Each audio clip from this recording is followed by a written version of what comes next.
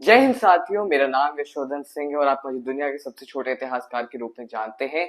साथ ही में मैं 2019 से यूपीएससी सिविल सर्विसेज की तैयारी कर रहे छात्रों को हिस्ट्री, पॉलिटी, इंटरनेशनल रिलेशंस और ज्योग्राफी पढ़ा रहा हूँ। और अपनी फंडामेंटल राइट्स की सीरीज में हम लोगों ने आर्टिकल 12 कंप्लीट कर लिया था। अब हम लोग मूव ऑन करेंगे आर्टिकल 13 पे। बीच में थोड़ा बड़ा गैप हो गया, लेकिन अब मैं कोशिश करूंगा नहीं, ये फैक्ट है, ये कोई आर्ग्यूमेंट नहीं है, एक फैक्ट है कि अब से वीक में 2 क्लासेस आएंगी ही आएंगी, अनलेस मैं थोड़ा सा मेरा आउटिंग है या फिर मैं कहीं पे बाहर हूँ, उस वजह से मैं किसी भी अनफोर्सिंग सर्कमस्टांसेस की वजह से लेक्चर नहीं ले सकता। अदरवाइज वीक में 2 क्लासेस आएंगी ही आएंगी, हर वीक आपको 2 क्लासेस मिलेंगी और मंथ के हिसाब से आप देख ही सकते हैं 8 क्लासेस आपको मिल ही जाएंगे आराम से। एनीवेज, आते हैं आर्टिकल 13 पे।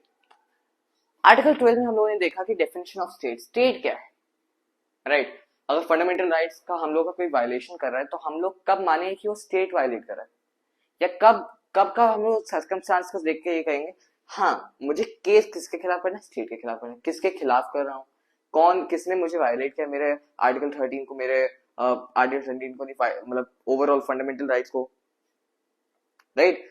तो फिर इस वजह से हम लोगों ने देखा कि आर्टिकल 12 में हम लोगों का डेफिनेशन ऑफ स्टेट था। अब हम लोग आर्टिकल 13 पे मूव ऑन करते समय देखेंगे कि हम लोगों का डेफिनेशन ऑफ लॉ क्या है। ठीक है, लॉ क्या है। अब इसको, अब मैं हम लोग इसको देखें आर्टिकल 13 को, तो केवल और केवल मतलब जो जो हम लोग के बेयर एक्ट में, कॉन्स्टिट्यूशन में लिखा हुआ है, केवल केवल ये नहीं हम लोग को समझना है।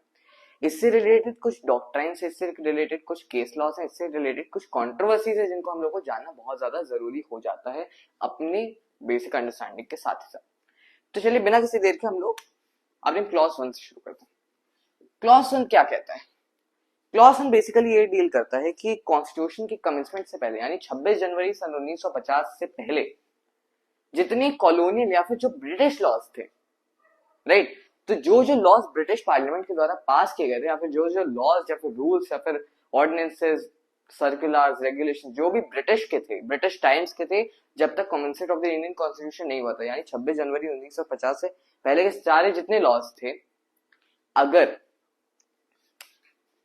फिर से समझ लीजिए, प्री कॉन्स्टी के, कॉन्स्टी मतलब कॉन्स्टिट्यूशनल, तो प्री कॉन्स्टी, अगर मैं कहीं पे भी कॉन्स्टी वर्ड यूज करता हूँ तो समझ जाएगा कॉन्स्टिट्यूशन की बात हो रही है। तो प्री कॉन्स्टी अगर कोई भी लॉ है, अगर वो वायलेट कर रहा है हमारे किसी भी फंडामेंटल राइट्स को, तो वो क्या होगा, वो हो जाएगा नल एंड वॉइड, हो जाएगा वॉइड, वो खारिज हो जाएगा, वो खत्म हो जाएगा, वो अप्लाई नहीं करेगा। सिंपल। कोई भी लॉ है ऐसा जो मेरे फंडामेंटल राइट को वायलेट कर रहा है, तो ऑब्वियसली वो नहीं होगा, as simple as that, void हो जाएगा। ये तो सिंपल सी चीज है। अब सेम चीज आपका 2 में भी है, क्लॉज 2 में भी है, बट बात यह है कि प्री कॉन्स्टी नहीं है, पोस्ट कॉन्स्टी है, यानी 26 जनवरी सन 1950 के बाद का है। ये क्या कहता है, अगर इसमें भी कोई भी लॉ है, पार्लियामेंट ने कोई भी लॉ पास किया है, कोई पार्लियामेंट हो गया, स्टेट असेंबली, किसी ने भी कोई भी लॉ पास किया है जो फंडामेंटल राइट्स को वायलेट करता है इन एनी मैनर, वो क्या होगा, वो वॉइड हो जाएगा।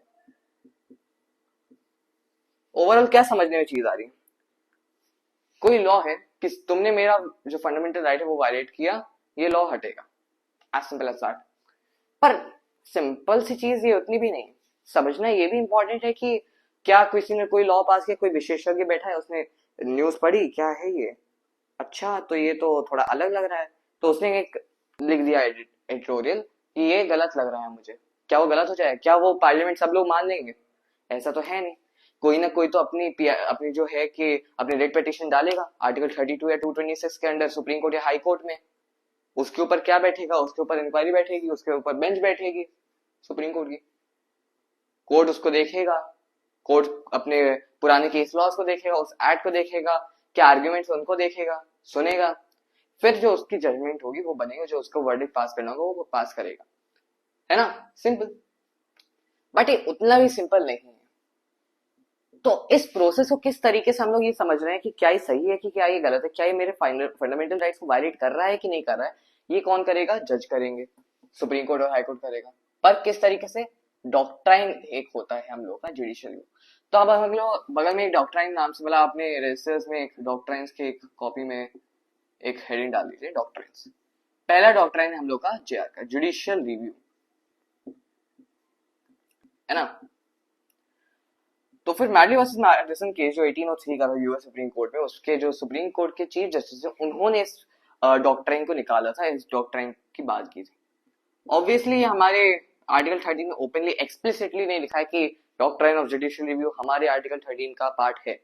ऑब्वियसली ऐसा थोड़ी लिखेंगे, कई सारी चीजें इंप्लाइड होती है। आर्टिकल 21 एक तरीके से इम्प्लाइड हमारे राइट्स का एक तरीके से अम्ब्रेला बन गया कि जिसमें बहुत सारे राइट्स केवल एक आर्टिकल 21 राइट टू लाइफ के अंदर आ रहे हैं। No person shall be deprived of his life और personal liberty except according to the procedure established by law. Law कौन सा, आप तो देख ही रहे हैं, ये सारी की सारी लिस्ट दी हुई है। इसको पढ़ाऊंगा नहीं, इसका बस रटना है ज्यादा से ज्यादा, आप और कर ही क्या सकते हैं। तो इसको तो बाद में रखें, पहले हम लोग देखते हैं जुडिशियल रिव्यू क्या। मैंने बता ही दिया, अगर जजेस को लगता है कि क्या ये वायलेट कर रहा है कि ये नहीं कर रहा है, तो फिर ये जुडिशियल रिव्यू भी एक बहुत अच्छा पार्ट है आपका चेक्स और बैलेंसेस सिस्टम का, system of checks and balances, है ना। समझे नहीं सर? लेजिस्लेटिव, एग्जीक्यूटिव और जुडिशियल, ये तीन है ऑर्गन आपके स्टेट, ठीक है। अब तीनों के तीनों इंडिपेंडेंट नहीं है। लेजिस्लेटिव का मन किया कि आज से यशवर्धन जो है व्हाइट टी शर्ट नहीं पहनेगा, अजीब है भाई। एग्जीक्यूटिव का मन किया, क्या किया, यश तुमने आज बर्गर खाया है, आज तुम जेल जाओगे, व्हाट द हेल। जुडिशरी, तुमने ऐसा किया है कि तुम रात में टहल क्यों रहे, तभी तुम्हारा मर्डर हो गया, अदरवाइज ना वो तुम्हें दिखता, ना वो तुम्हारा मर्डर करता, रात में टहल क्यों रहे, व्हाट द हेल। तो फिर ये लोग अपनी मन मर्जी नहीं कर सकते, इनको एक अपने लिमिटेशन से रखना होगा। लिमिटेशन से रखेगा कौन, दूसरा ऑर्गन रखेगा। एग्जीक्यूटिव को लिमिट में कौन रखेगा, लेजिस्लेटिव रखेगा। लेजिस्लेटिव को कौन रखेगा, जुडिशियल रखेगा। एक के ऊपर एक चेक्स एंड बैलेंसेस है, राइट। और इसके बाद जुडिशियल के ऊपर इम्पीचमेंट का चांस हो जाता है एग्जीक्यूटिव। बहुत सिंपल सी चीज है कि चेक्स एंड, तुम कुछ करोगे मेरे अंदर तुम भी हो, तुम भी हो, तुम भी हो, तो एक दूसरे के ऊपर चेक्स एंड बैलेंसेस है। वो नहीं होता सबने एक दूसरे के ऊपर बंदूक तान रखी है, एज सिंपल एज दैट। तो ये होता है आपके चेक्स एंड बैलेंसेस, मतलब ये तीनों के तीनों ऑर्गन्स जो हैं ये चेक्स एंड बैलेंसेस में एक दूसरे के ही चेक्स एंड बैलेंसेस में, कि तुमने कुछ गलत किया तो फिर मैं तुम्हें बोल दूंगा कि ये गलत है। और जुडिशियल रिव्यू जो है वो चेक्स एंड बैलेंसेस सिस्टम का एक बहुत अच्छा मतलब एग्जांपल है, जो जुडिशरी एग्जीक्यूटिव या फिर लेजिस्लेटिव दोनों के ऊपर बंदूक तान के रखते हैं, उसको जुडिशियल रिव्यू हम लोग कहते हैं। ये डॉक्ट्राइन है। तो अगर कुछ भी गलत होता है, कुछ भी अगर वायलेशन होता है फंडामेंटल राइट्स का, तो जुडिशरी से पॉइंट आउट कर सकते हैं ये गलत है, सिंपल। तो ये था जुडिशियल रिव्यू। अब दो इसमें हम लोग के और आ जाते हैं, सेवरेबिलिटी, डॉक्ट्राइन ऑफ सेवरेबिलिटी, देखते चलेगा, सेवरेबिलिटी और एक्लिप्स। अब बहुत सिंपल सी चीज है सेवरेबिलिटी। सेवरेबिलिटी का बहुत सिंपल सा अगर मैं समराइज करूं तो इसका मतलब होता है टू सेपरेट, अलग कर दिया। बहुत जल्दी जल्दी अंग्रेजी बोल जाते हैं, समझ नहीं आता। सिंपल सी बात ये, सेवरेबिलिटी क्या रहता है। सिंपल सी बात की जाए कि अगर आप ऐसा सोचो कि आप कोई फल खा रहे हो, ये केला है, बनाना, अब इसमें छोटा सा कुछ यहाँ पे कुछ दब गया होगा, तो फिर थोड़ा सा वहां पे होता है कि वहां पे थोड़ा थोड़ा ग्रेश हो जाता है। वो टोटली काला नहीं पड़ा, वो सड़ा नहीं, वो खराब नहीं हुआ है, बस वो मतलब थोड़ा सा ग्रे पड़ा है, थोड़ा दब गया है। तो छोटे बच्चे क्या करते हैं, वो तो कहते हैं कि भाई ये तो देखो पापा, पापा भैया ये तो खराब है, क्या करें इसका, फेंक देते हैं इसको। तो बड़ा भाई क्या कहता है, नहीं नहीं खराब नहीं है, बस उस पार्ट को तोड़ो, हटाओ, बाकी तो साफ ही है, बाकी खराब थोड़ी हुआ है। तो आपने क्या किया है, जस्ट बिकॉज उसमें थोड़ा सा दिक्कतें हैं, उसमें थोड़ी सी गलती है या फिर थोड़ी सी उसमें फ्लॉज हैं, तो आपने उस पूरे पूरे फ्रूट को फेंक नहीं दिया है। कॉमन सेंस है, आप पूरी पूरी चीज को थोड़ी फेंक दोगे। कोई फल होगा, उसे छोटी सी जगह पे कुछ ना कुछ लगा हुआ है, तब उस पूरे फल को थोड़ी उठा के फेंक दोगे। कोल्ड में कुछ गिर गया है तो पता नहीं कुछ होगा, क्ले का होगा, कुछ प्लास्टिक का होगा, उसको उठा के डाल दो, बाकी पी लो। पूरा खराब थोड़ी, उसमें जहर थोड़ी है कि खराब हो जाएगा। सिंपल सी चीज है। सेम चीज को अगर आप लॉ में लगाओ, फॉर एग्जाम्पल अगर कोई एक्ट आया है, अब इसमें कई सारे क्लॉसेस हैं, ठीक है, ए बी सी डी, ये पूरा है एक एक्ट, ये आपके सेक्शन है, section A B C D. C में कुछ ना कुछ दिक्कतें हैं जो मेरे फंडामेंटल राइट्स को वायलेट कर रहा है, तो मैं इस वाले की चीज को पॉइंट आउट करूंगा जुडिशियल रिव्यू के तहत। अपनी डालूंगा क्या, रिट पिटिशन डालूंगा, सुप्रीम कोर्ट इसको देखे, सुप्रीम कोर्ट, हाई कोर्ट, और उसके ऊपर अपना फैसला देगा। सिंपल सी चीज है। क्या वो पूरे पूरे एक्ट को हटा देगा? नहीं। क्या वो केवल सी को हटाएगा? सही बात है। केवल एक छोटी सी दिक्कत है, तो आप पूरे पूरे एक्ट को थोड़ी हटा, पूरे कानून को थोड़ी हटा दोगे, केवल जो दिक्कत है उसको हटाओगे ना। यही चीज हुई थी आपके एके गोपालन केस में भी। जो प्रिवेंटिव डिटेंशन एक्ट था, क्या था, PDA, preventive detention act of 1950 जो था, उसमें सेक्शन 14 में दिक्कत थी, तो उन्होंने पूरे पूरे प्रिवेंटिव डिटेंशन एक्ट को उठा के नहीं फेंक दिया, उन्होंने केवल सेक्शन 14 को अवॉइड किया है, सेवरेबिलिटी, सिवियर कर दिया है। एक जो सिवियर पार्ट था, एक जो जहां पे घाव था, उसको हटा दिया, उसको सही कर दिया, बाकी तो एक्ट है ही। सिंपल सी चीज है, बस उसको इतनी बढ़ा चढ़ा के लिख देता है कि नॉर्मल आदमी सोचे ये क्या है भाई। सिंपल सी चीज है। जुडिशियल रिव्यू, कुछ गलत है उसको सही करना, उसके ऊपर अपनी बात रखना, उसको जज करना उसके ऊपर, सिंपल। सेवरेबिलिटी गलत चीज है, उसको हटा दो, पूरी पूरी चीज को फेंकना नहीं है, कॉमन सेंस। एक्लिप्स क्या करता है, ऐसा सोचे सूर्य ग्रहण है, धरती है, यहाँ पे चांद है, यहाँ पे सूर्य है, जब जो आपका चांद है वो सूर्य के सामने आए तो हम लोगों को क्या ऐसी चीज है कि सूर्य का खात्मा हो गया, क्या सूर्य बचा ही नहीं है? ऐसा तो है नहीं, नहीं ये कैसे होगा, सूर्य खत्म नहीं हुआ है, वो बस थोड़ी देर के लिए छिप गया है, थोड़ी देर रुक जाओ, थोड़ी देर में दिखाई देने लगे, क्या वो खत्म हो गया है? क्या वो आउट ऑफ एग्जिस्टेंस हो गया कि एग्जिस्ट ही नहीं करता है? ऐसी बात है, बस छुपा है, इसका मतलब ये थोड़ा कि एग्जिस्ट ही नहीं करता। अभी यहाँ पे रात हो रही, शाम हो रही है, ठीक है, अभी यहाँ पे रात हो रही, सूर्य, यहाँ पे सूर्य की रोशनी नहीं दिख रही, क्या सूर्य बंद ही हो गया एग्जिस्ट करना? क्या वो सीज टू एग्जिस्ट कर गया है? क्या वो खत्म कर दिया, एग्जिस्ट ही नहीं करता? नहीं, ऐसी भी बात नहीं है बस यहाँ पे नहीं, थोड़ी देर में आ जाएगा, कुछ घंटों में, सिंपल। तो एक्लिप्स क्या करता है, अगर कोई प्री कॉन्स्टिट्यूशन लॉ है, जैसे अगर ये वाला है, इसने कोई फंडामेंटल राइट, यानी ऐसे हर मैजेस्टी शू पॉलिश एक्ट, थोड़ा फनी नाम है, हर मैजेस्टी शू पॉलिश एक्ट, इसमें क्या है, उनके शू पॉलिश के खिलाफ कोई भी आवाज नहीं उठाई। मैंने क्या किया, यशवर्धन सिंह ने क्वीन एलिजाबेथ पे, पुरानी वाली जो थी, पिछली वाली क्वीन एलिजाबेथ, उन पे मैंने बात उठा दी कि मैम आपका जो शू पॉलिश है बहुत बेकार है। उन्होंने क्या किया, मुझे दबा के रख दिया। ये क्या था, ये तो आर्टिकल 19 जो कमेंसमेंट के बाद आर्टिकल 19 आया, ये तो इसके खिलाफ जा रहा है। तो मैंने क्या किया, मैं जुडिशियल रिव्यू के तहत हर मैजिस्ट्रेट शू पॉलिश एक्ट को क्या कर दिया, वॉइड कर दिया, क्योंकि ये मेरे एक्ट्स, मेरे फंडामेंटल राइट्स को इन्फ्रिंज कर रहा था। पर आगे चल के इस आर्टिकल 19 में भी कुछ बदलाव कर दिया गया या फिर इसको हटा ही दिया गया, ये नहीं किया जा सकता, अभी हम लोग देखेंगे। लेकिन अगर ऐसा कुछ बदलाव किया गया जिससे ये अब इलीगल नहीं लग रहा, अब ये लीगल लग रहा है, इसके कानून के हिसाब से अब इसमें कोई, इस एक्ट में कोई गलती नहीं, जो पहले इसको क्या किया गया था, इसको एक्सक्लूसिव के अंदर छुपा दिया गया था, तो क्या अब ये वापस जिंदा हो सकता है? बिल्कुल हो सकता है, क्यों नहीं, है ना। अब लोग सोचेंगे नहीं ये तो वॉइड हो गया था ना, वॉइड नहीं हुआ था, ये बस इनऑपरेबल हो गया था, ये आउट ऑफ ऑपरेशन हो गया था। वोल्केनो होता है, वोल्केनो एक होता है एक्टिव, एक होता है एक्सटिंक्ट, और बीच में होता है डोरमेंट। ये डोरमेंट हो गया था कि वोल्केनो फूट भी सकता है, कब फूटेगा पता नहीं, फूट भी सकता है, नहीं भी फूटेगा पता नहीं है, कुछ टाइम पहले फूटा था, उसके बाद फिर से फूटेगा या फिर नहीं फूटेगा, कभी नहीं फूटेगा, इसका श्योर नहीं। तो ये डोरमेंट फेज में, इनऑपरेबल है, अभी लगा नहीं, ऑपरेशन में है नहीं, वॉइड भी नहीं हुआ, डिलीट नहीं हुआ है, ना ही एकदम अपना अभी जिंदा है। अब क्योंकि इसमें चेंज ला दिया गया, तो अब ये क्या जिंदा हो सकता है? हो सकता है। तो इसमें जो आपका रेट्रोस्पेक्टिव इफेक्ट था वो हो सकता है, रेट्रोस्पेक्टिव एप्लीकेशन ऑफ लॉ। पर अगर ये कोई प्री कॉलोनियल की जगह पोस्ट आपका कॉन्स्टिट्यूशनल है, यानी अपने 26 जनवरी 1950 के बाद कोई कानून है जिसने इन्फ्रिंज किया, पर आगे चल के उसी अनुच्छेद में डिफरेंस को चेंज कर दिया गया, तो क्या अभी वापस पुराना वाला जो एक्ट था, जो कि आजाद, मतलब हम लोग के 26 जनवरी 1950 के बाद लाया गया था, कि वापस जिंदा हो जाएगा? नहीं, ये नहीं होगा। ये चीज की खासियत है, पोस्ट कॉन्स्टी वाला कोई भी एक्ट जिंदा नहीं होगा, लेकिन प्री कॉन्स्टी वाला हो सकता है, ठीक है। ये सिंपल सी चीज है जो कि है एक्लिप्स, यानी ये खत्म नहीं हुआ है, सीज टू एग्जिस्ट नहीं किया है, ये बस थोड़ी देर के लिए छुप गया है। अब वो उसके ऊपर है कि अगर ये कभी भी चेंज लाया जाता है तब ये वापस जिंदा हो जाए, नहीं लाया जाएगा तो ये वहीं पे रहेगा अपने डॉर्मेंट फेज में। तो आर्टिकल हो गया हम लोग का, आर्टिकल 13 का क्लॉज 1 हो गया, क्लॉज 2 हो गया, क्लॉज 3 का आप क्लॉज 3 का सब क्लॉज ए देख लो।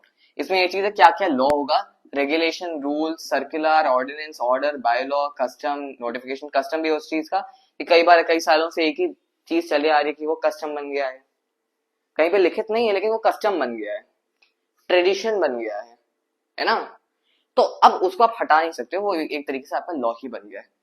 अगर भारतीय टेरिटरी के अंदर कोई भी स्टेट के कोई भी बॉडी अगर इस चीज को लाती है, इसको पास करती है, तो उसको क्या माना जाएगा, लॉ माना जाएगा। इसका क्लॉज बी भी है जो यही बात करता है कि प्री कॉन्स्टी वाले जो है उनको भी हम लोग माना जा सकता है, उसको भी हम लोग लॉ के अंदर माना जा सकता है। जैसे आपका आईपीसी है, उसमें हम लोग की कोई गलती नहीं, उसमें फंडामेंटल राइट्स के खिलाफ नहीं जा रहा था, तो जब तक उसके खिलाफ कोई कुछ बोल नहीं रहा है, उसमें कोई गलती नहीं, तो फिर वो क्या करेगा, वो कंटिन्यू करेगा एग्जिस्ट करना। आईपीसी हो गया आपका, सीआरपीसी हो गया, ये सब क्या आजादी के बाद लाए गए थे? ये सब 26 जनवरी 1950 के बाद लाए गए थे? नहीं, उससे पहले से थे ये।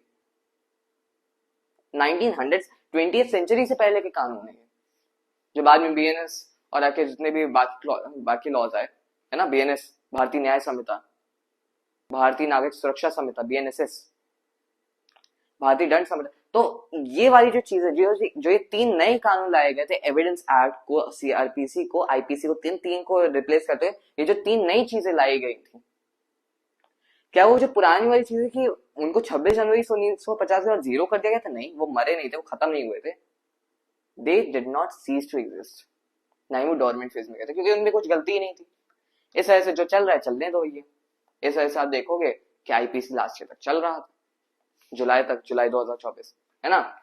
तो ये सिंपल सी आपको चीज देखने को मिलेगी। क्या हो गया, क्लॉज 1 हो गया, क्लॉज 2 हो गया, क्लॉज 3 ए और बी हो गया। अब लास्ट में आता है हम लोग का क्लॉज 4, जो है हम लोग का फाइनल पार्ट।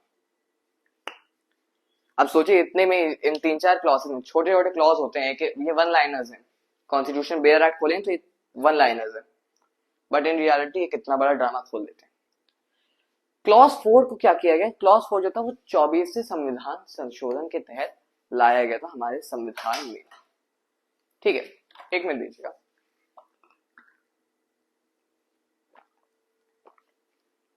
अगर आप यहां पे देखिए, इसकी भी एक कहानी है कि किस तरीके से आर्टिकल 13 का क्लॉज 4 लाया गया, और आर्टिकल 368 जो कि ये बात करता है कि पार्लियामेंट कोई भी अमेंडमेंट ला सकता है, संवैधानिक संशोधन ला सकता है। आर्टिकल 368 उसका क्लॉज 3 और आर्टिकल 13 अनुच्छेद 13 का जो क्लॉज 4 है, वो दोनों के दोनों 24वें कॉन्स्टिट्यूशन अमेंडमेंट एक्ट से लाए गए। पर अब लाए गए तो क्या है इसमें, पहली बात है क्या, तो इसमें क्लॉज 4 ये कहता है कि आर्टिकल 368 जो है और जो आर्टिकल 13 है, ये दोनों अलग अलग चीजें। ये तो वही चीज हुई ना कि क्लास चल रही थी, एकदम से कोई खड़ा होकर बोला मुझे पार्टी चाहिए। भाई बात भी नहीं हुई, कुछ डिस्कस भी नहीं, कोई ऐसी चीज नहीं है, एकदम से खड़े होकर कुछ भी बोल दो। तो पहले हम लोग को इसका बैकड्रॉप समझना होगा कि पहले कहानी क्या है। कहानी ये कि पहला संवैधानिक संशोधन आया, पहला चेंज लाया गया हमारे कॉन्स्टिट्यूशन में। Article 31 capital A, 31 capital B लाया गया। इसमें क्या था, पहली जो गवर्नमेंट थी हम लोग की वो सोशल समाजवादी थी। तो सोशल फीचर्स के तहत लैंड डिस्ट्रीब्यूशन की concentration of land, concentration of power या फिर इकोनॉमिक रिसोर्सेज किसी एक हाथ में नहीं हुआ। इस वजह से जमींदारी के खिलाफ थी कांग्रेस पार्टी। थे वो खुद एलिटिस्ट थी, एलिटिस्ट पार्टी, यही उसका बहुत बड़ा क्रिटिसिज्म भी है उस टाइम की कांग्रेस पार्टी का। अभी का तो नो कमेंट्स। तो उस टाइम की जो कांग्रेस पार्टी थी वो थोड़ी सी एलिट रूल थी, क्योंकि उसमें जो टॉप लोग थे वो सब के सब एलिट थे, पर उसकी जो पॉलिसीज थी वो सोशलिस्ट वाली थी। तो जमींदारों को धीमे धीमे करके लैंड डिस्ट्रीब्यूट करना चाहती थी, इंडस्ट्रीज का काम करना चाहती थी, नए इनोवेशन लाना चाहती थी, but on a socialist basis की जो इकोनॉमिक डिस्ट्रीब्यूशन ऑफ वेल्थ है वो होना चाहिए। ठीक है, 31 ए और बी लाके क्या किया इन्होंने, वो लैंड रिफॉर्म्स की कहानी को शुरू किया। क्या किया, पहले तो इन्होंने लैंड रिफॉर्म्स लाने की, लैंड रिफॉर्म्स का लैंड जो आपके डिस्ट्रीब्यूशन है वो होंगे, अलग अलग राज्य अपने अपने तरीके से लैंड डिस्ट्रीब्यूशन करेंगे, लैंड रिफॉर्म्स लाएंगे। बिहार लैंड रिफॉर्म आएंगे, उत्तर प्रदेश में अपना हम लोग का कानून आएगा, Uttar Pradesh land reforms act. 31 capital B क्या कहता है, एक नया शेड्यूल बनाया जाएगा, शेड्यूल 9, जो सबसे कॉन्ट्रोवर्शियल शेड्यूल भी है। इसमें सारे के सारे जितने भी लैंड रिफॉर्म्स एक्ट आएंगे सबके सब उसमें ऑटोमेटिकली ऐड हो जाएंगे। खासियत क्या है 9th शेड्यूल की, ये जुडिशियल रिव्यू से बचा हुआ है। क्या ये जुडिशियल रिव्यू से बचा हुआ है, ये जुडिशरी के ऊपर काला काला कपड़ा लग गया, अब वो देख ही नहीं पाए, जैसी 9th शेड्यूल की बात है। ये थोड़ी अजीब बात कर दिया आपने। यही दिक्कत उस समय भी हुई थी, जिसके बाद शंकरी प्रसाद केस लाया गया 1951 में। सेम ईयर में शंकरी प्रसाद केस आ गया, जिन लोगों ने ये कहा कि आर्टिकल 13 जो है वो आर्टिकल 368 पे भी अप्लाई होगा, और आर्टिकल 368 जो है वो आपका आर्टिकल 13 पे भी अप्लाई होगा। इन्होंने ये कहा कि जो आर्टिकल 368 है ये खिलाफ जा रहा है आर्टिकल 13 के। तो कोर्ट ने उस समय ये कहा नहीं नहीं भैया, ये आर्टिकल 13 अलग, 368 जो है ये अलग अलग चीज है। उस समय क्या था, उस समय तो बात फिर खत्म हो गई। उसके बाद जो अलग अलग केसेस आते गए उसमें भी सुप्रीम कोर्ट ने यही सेम चीज दोहराई, नहीं नहीं भैया आर्टिकल 13 यानी जो आपके डेफिनेशन ऑफ लॉज है और जो आपका आर्टिकल 368 है ये एक दूसरे से अलग है। यानी अगर कोई पुराना लॉ था, अगर कोई अमेंडमेंट के तहत कोई नया प्रोविजन लाया गया है, उस वो आर्टिकल 13 के अंदर लॉ माना ही नहीं जाएगा, वो आर्टिकल 13 कवर के अंदर आएगा ही। वो आर्टिकल 368 अलग अपना है, अपना कवर, वो अपने अलग कवर के अंदर आएगा, आर्टिकल 13 के अंदर नहीं आएगा, ये जो नया अमेंडमेंट के तहत जो नया लॉ लाया जाएगा। अब जब गोलकनाथ केस आया, गोलकनाथ केस में ये बोला कि आर्टिकल 368 जो है वो तो पार्ट है भैया, ये तो अनुच्छेद 13 का हिस्सा है, ऐसे अलग अलग कैसे कर सकते हो भैया, ये आर्टिकल 13 ऊपर है, 368 इसका पार्ट है, इसका हिस्सा है, कैसे अलग कर दोगे आप, कुछ भी, मतलब कुछ भी। उस समय गोलकनाथ केस ने ये बात करी, जो क्या था, ये स्टेट की पोजीशन के खिलाफ था। स्टेट ने क्या आर्ग्यू किया, वो तो ऑब्वियसली कहेगी नहीं नहीं भैया ये तो अलग है, ये तो अलग है। फिर बाद में आप देखोगे कि केशवानंद भारती केस आया, बेंचमार्क केस, सबसे सबसे लैंडमार्क केस, जो सबसे बड़ा लैंडमार्क केस था वो तो यही Keshavananda Bharati case, KBC. KBC में ये बात आई, नई चीज आई, बेसिक स्ट्रक्चर डॉक्ट्राइन, यानी बेसिक स्ट्रक्चर कि जो हमारे संविधान का बेसिक स्ट्रक्चर, आर्टिकल 19 में बदलाव नहीं ला सकते, freedom of speech and expression को बदलाव नहीं ला सकते, कुछ और बदलाव लाए जा सकते हैं। जैसे एफ था आपका article 19 sub clause 1 clause F, जो कि आपके किससे डील करता है, प्रॉपर्टी से डील करता, उसको तो हटा दिया, यानी बदलाव ला सकते हैं, लेकिन बेसिक स्ट्रक्चर को, जो हम लोग की बेसिक एसेंस है, उसको टच भी ना करो, बाकी जो करना है अपने मन से बदलाव करो, मना कर किए हैं। सिंपल सी बात ये है बेसिक स्ट्रक्चर डॉक्ट्राइन बीएससी। तो इसने क्या कहा, नहीं नहीं भैया जो आप कह रहे हो कि 368 13 का पार्ट है, ऐसी बात नहीं है, 368 अलग है, 13 अलग है।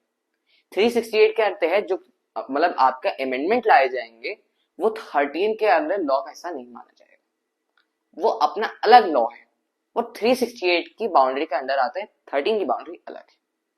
आज सिंपल आसान। उसी के बाद आप देखोगे कि ये 24वां कॉन्स्टिट्यूशन अमेंडमेंट एक्ट जो था, इसके तहत 13 क्लॉज 4 ऐड किया गया और 368 क्लॉज 3 ऐड किया गया, जिससे हम लोगों को क्या पता चलता है कि ये क्लॉज 4 ये कहता है कि 368 और 13 के बीच में बाउंड्री है, ये दोनों अलग अलग है। वहीं पे 368 क्लॉज 3 में क्या कहते हैं कि 13 और 368 जो है इनके बीच में भी एक बाउंड्री है, बीच में बाउंड्री सेम नहीं है। तो इन्होंने दोनों जगह कर दिया कि कहीं एक जगह से खिलाफ बात ना उठे, दोनों जगह ऐड कर दिया कि ये दोनों अलग अलग चीजें, इसको कभी भी आगे कंफ्यूजन नहीं होना चाहिए।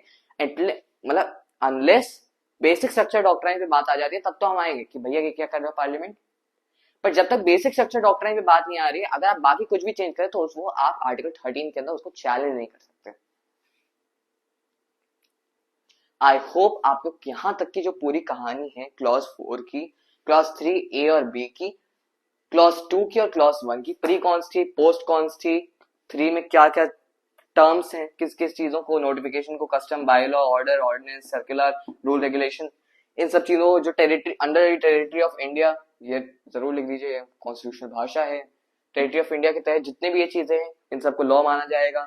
क्लॉज बी भी बात करता है कि प्री कॉन्स्टी लॉज को भी हम लोग अपना मान सकते हैं, आर्टिकल 13 का हिस्सा मान सकते हैं। क्लॉज 4 क्या बात करता है कि 368 और ये हमको अपने में मत जोड़िए, हम अलग हैं आपसे, ये बात वो करता है। आई होप आर्टिकल 13 की जो पूरी राम गाथा है, पूरी रामायण है, आपको आखिर में जाकर समराइज हो गई होगी, और पूरी की पूरी जो कहानी है ये आर्टिकल, वैसे देखने में तो बहुत छोटा सा लगेगा, ये है ये है ये है ये 4 क्लॉसेस, सिर्फ 1 लाइनर से सब खत्म हो जाएगा, इससे भी बहुत लंबी कहानी है। और हम लोग जब एनालिसिस करते हैं कॉन्स्टिट्यूशन लॉ का, तब हम लोग डिटेल में जाते हैं। नेक्स्ट पार्ट में हम लोग देखेंगे कि आर्टिकल 14, 15, 16, 17 और 18 ये जो आपके फंडामेंटल राइट्स हैं, ये जो आपके फंडामेंटल राइट्स हैं जो इक्वालिटी के अंदर आते हैं, नेक्स्ट टॉपिक में हम लोग क्या पढ़ेंगे, इक्वालिटी को पढ़ेंगे, समानता को पढ़ेंगे, इक्वालिटी को पढ़ेंगे, जस्टिस को पढ़ेंगे। उसके बाद हम लोग फ्रीडम से जाएंगे, उसके बाद हम लोग 20 पे आएंगे, 21 पे आएंगे, 22 पे आएंगे, फिर एक्सप्लॉयटेशन में जाएंगे, फिर रिलीजियस में जाएंगे। उसके बाद आपका जो आपका आर्टिकल 32 आ जाए, फिर 31 और ए और बी आपका फिर से रिपीट होगा। शंकरी प्रसाद केस को हम लोग डिटेल में उस वाले लेक्चर में डालेंगे। शंकरी प्रसाद हो गया, गोलकनाथ हो गया, केबीसी हो गया, केशवानंद भारती, सज्जन सिंह केस जो हो गया, बाकी सारे जितने भी केस लॉस है इसके अंदर हम लोग उसको डिटेल में उस वाले पार्ट में पढ़ेंगे जब हम लोग का प्रॉपर्टी के बाद आएगा, राइट टू प्रॉपर्टी का। पर उससे पहले हम लोग को जो जो 13 में समझना था वो सब चीजें हम लोगों ने इसमें समझनी है। आशा है आपको सब कुछ समझ में आ गया होगा। हमेशा की तरह मैं हमेशा कहूंगा, अगर आपका कोई भी डाउट है, कोई भी छोटा से भी छोटा डाउट है, आप उसको कमेंट सेक्शन में पोस्ट कर सकते हैं, आपको आजादी है। मुझे मौका मिलेगा तुरंत रिप्लाई करूंगा, जल्द से जल्द। कोई भी डाउट हो तुरंत बताएं, और कोई भी इशूज हो तो आप बता सकते हैं, कोई भी दिक्कत नहीं। आशा है आपको पूरा का पूरा कॉन्सेप्ट समझ में आ गया होगा। मिलेंगे नेक्स्ट लेक्चर में आर्टिकल 14 और 15 के साथ। बेंचमार्क, बहुत इंपॉर्टेंट आर्टिकल्स जो हैं हमारे इक्वालिटी के, हमारे फंडामेंटल राइट्स के, जिन लोगों ने हमें अधिकार दिया कि हम आज पिछड़े नहीं हैं, हम भारतीय नागरिक हैं, हम आपसे कुछ अलग नहीं है, हम भारतीय पहले, फिर हमारा धर्म है, फिर हमारी जाति, फिर हमारा सब कुछ, उससे पहले हम भारतीय हैं। ये जो कहने का हक हमें मिला था संविधान के अनुच्छेद 15 से, हम लोग नेक्स्ट लेक्चर में उसको जानेंगे, उसको पढ़ेंगे और उसको समझेंगे। तब तक के लिए बहुत बहुत धन्यवाद। जय हिंद।